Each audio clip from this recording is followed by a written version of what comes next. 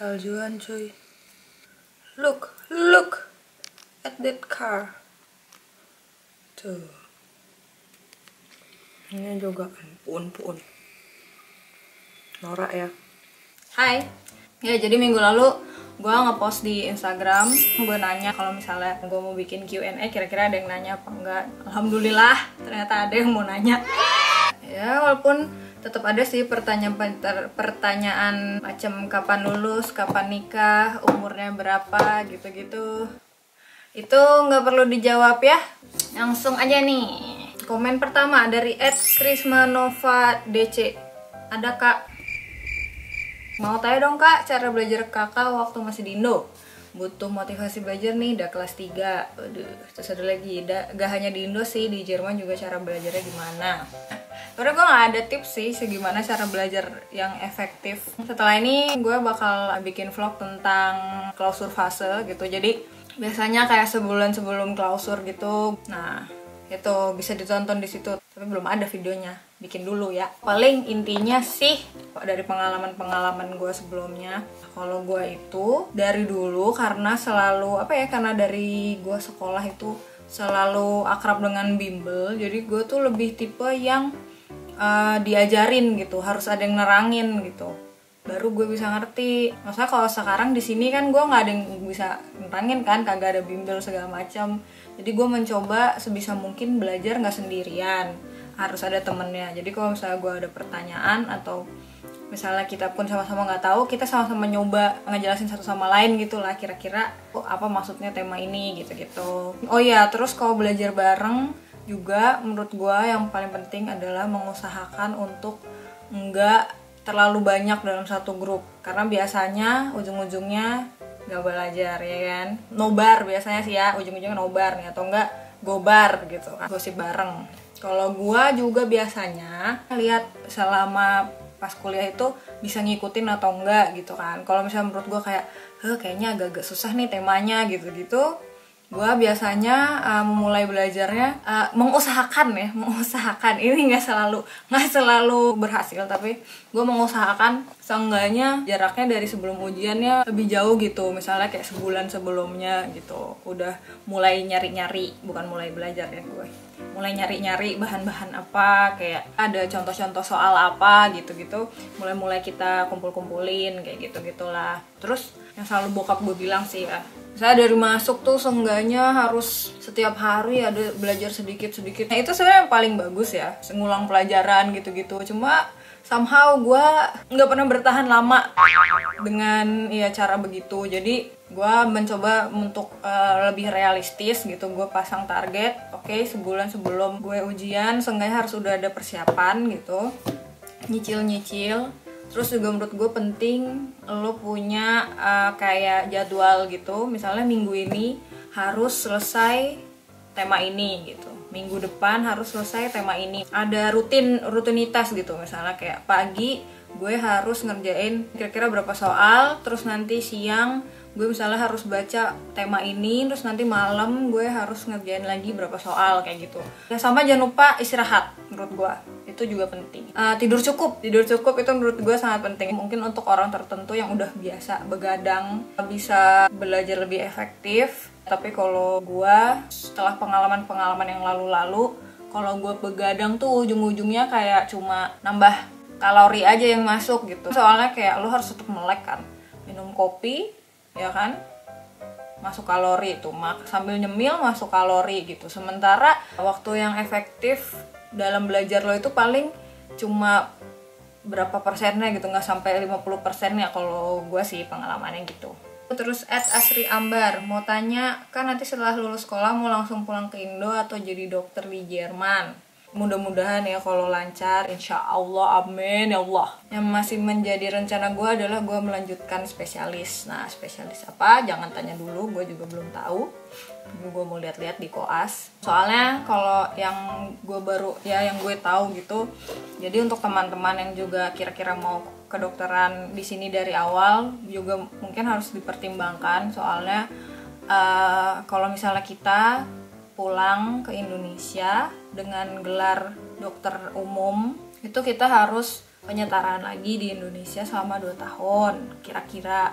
Dan katanya yang gue denger juga itu cuma bisa dilakukan di universitas negeri. Dan masih ada lagi.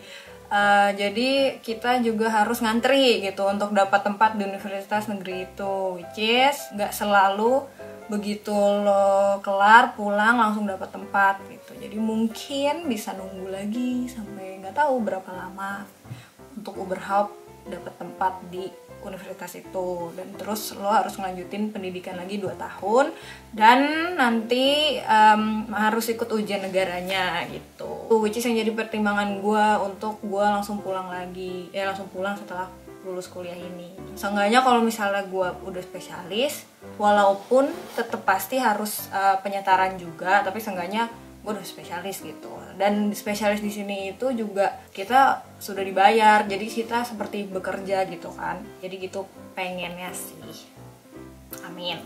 Dan tergantung juga sih nanti misal gue menikah dengan siapa kan, dan terus dia maunya tinggal di mana gitu. Oh ya, terus gue sempat tanya-tanya sih ke teman gue yang udah jadi dokter di Indo tentang itu, tentang kalau misalnya kita mau balik lagi gitu, sama tentang pendidikan kedokteran di Indo ya, kalau nggak salah perbedaannya sama kita. Lebih jelasnya gitu ada nanti, tapi belum gue bikin juga videonya, itu nanti bisa ditonton. Jadi pantengin terus. Wah, ini actually snowing loh, beneran masih hujan gitu. Tapi nggak kelihatan di kamera. Salju pertama itu memang selalu exciting, kayak cantik gitu ya kan. Tapi nanti kalau udah mencair lagi di mana-mana becek. Rumah lu kotor, kena sepatu becek. Jangan tertipu oleh tampak luar salju, asik. Karena dia itu sebenarnya becek guys. Tuh lihat nih kefrikan orang Jerman. Nih lihat nih Jojo nih, cuaca begini masih jogging coba, gila. Kalau Owe mah dingin nggak dingin kagak jogging. Ya Allah, kuliah nggak ya? HR1439, halo Pida, nanya resep tetap kece. Lo harus bangga soalnya dengan diri lo sendiri setiap harinya, asik.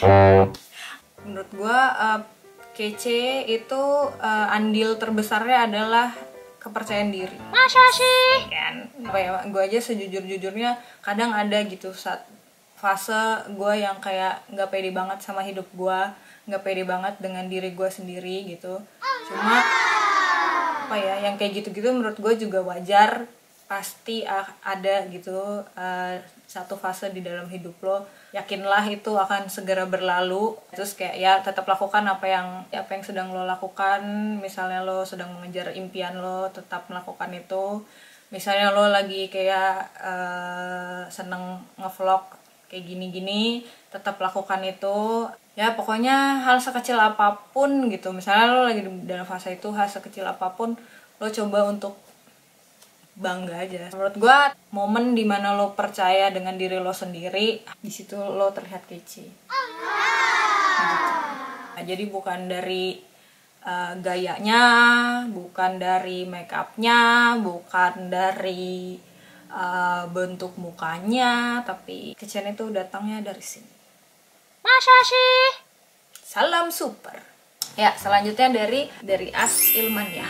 Halo Nia. Kak minta, kenapa sih semua orang gue pakai kakak semua? Kak minta tip and trick biar jadi kurus dong dan untuk selalu termotivasi untuk olahraga. Nia, please ya Nia, please. Abang lo @gimaniak itu tanya dia dong, gue juga pengen tahu sih tip and tricknya. Ya, terus @dimaskurniap, Kalp Oderhension, #menolak lupa, #donorkuita. Oh ya, terus gue liat juga di bawahnya nih ada lagi nih @Vina Aulia nih, Cumhir Esen order cumit neman sekalian biar komplit ya. Teman-teman gue sih emang luar biasa ya. Kalian aja nih gue ceritain berus puas semua. Jadi bentuk badan gue tuh itu bentuknya kayak pir gitu loh. Jadi atasnya juga kagak kurus-kurus amat sih, tapi gue masih ada pinggangnya gitulah. Nah ke bawah tuh blar gitu. Jadi bukan kayak pir, kayak apa ya itu ya? Itu kayak pepaya kali. Nah terus yang paling mencolok itu adalah paha gue yang sangat amat besar seperti itu. Kalau misalnya lo lihat tukang-tukang yang jual kebab itu kan. Kalau di Indo mah kebabnya langsing-langsing, kalau di sini kebabnya tuh bener-bener wow segede paha gua gitu. Makanya orang-orang suka kayak kalb order Henshin gitu. Tapi sekali lagi I'm proud of myself, I'm proud of my paha ya kan. Terus ada dari @JCNJCIJIOWJ. Bacanya gimana mas? Mau tanya kak, ini gede-gede banget nih dia nulisnya. Waduh. Mau tanya kak, kenapa kuliahnya lama banget? Apa karena Kak Kuita malas belajar atau emang mesti lama katanya? Malas belajar sih iya. Coba kamu nonton video saya ya, kuliah kedokteran di Jerman yang ada 3 part itu, mungkin bisa sedikit memahami gitu kenapa saya kuliahnya lama ya. Terus @kanirara_sn katanya, gimana cara Kak Kuita membagi waktu antara kuliah, belajar sama main?